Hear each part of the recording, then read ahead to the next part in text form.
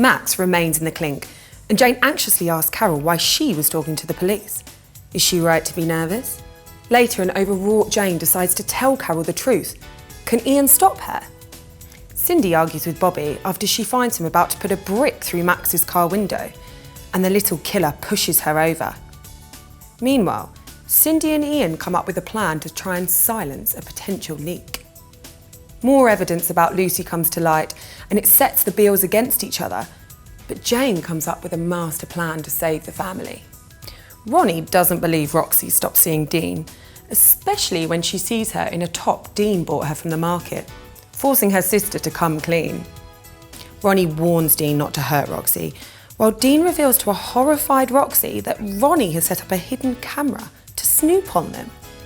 Elsewhere, Paul supports Les, who's struggling without Pam, but when Paul is sacked from Blades, he pleads with Pam to come home. Next, it's Corrie. Sullen Simon is banned from football practice when he kicks Leanne, but the terror goes anyway. Later, he apologises while she lies to Zidane about her bruise.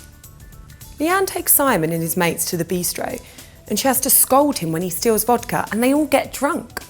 At home later, they get into a struggle and Simon cuts his arm. Ken demands to know what's going on, but Simon begs her not to tell him. Will this finally change his ways?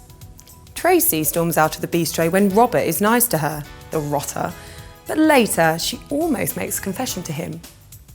She has pause for thought when Ken tells her to grab love where she can find it, and she tells Robert she really wants to be with him.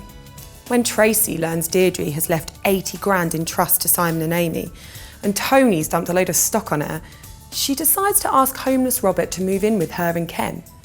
But how does Ken feel about it? Maria hatches a plan when Luke can't afford to take her on holiday, but a suspicious Luke gets it all wrong when he finds Maria with a stranger. Finally, we drop into Emmerdale. Megan promises Rachel she'll get Archie back, and Jay is bound for prison, but later gets a shock when she takes a pregnancy test. Jay almost catches her planting cocaine in his car and discovers her plan, but as the police arrive, she's forced to tell him her pregnancy news. Jay dumps Layla, but is out of his mind when Megan's late for court. He needs her testimony. But elsewhere, she's had a dramatic run-in with Layla. Meanwhile, an anxious Rachel loses it and hits Sam again, who takes Samson and leaves. Things aren't great for Bob. A negative newspaper story is combined with him arrested for breaking his bail conditions. Harriet offers to track down Carly as a character witness, and Bob's at the mercy of Jed.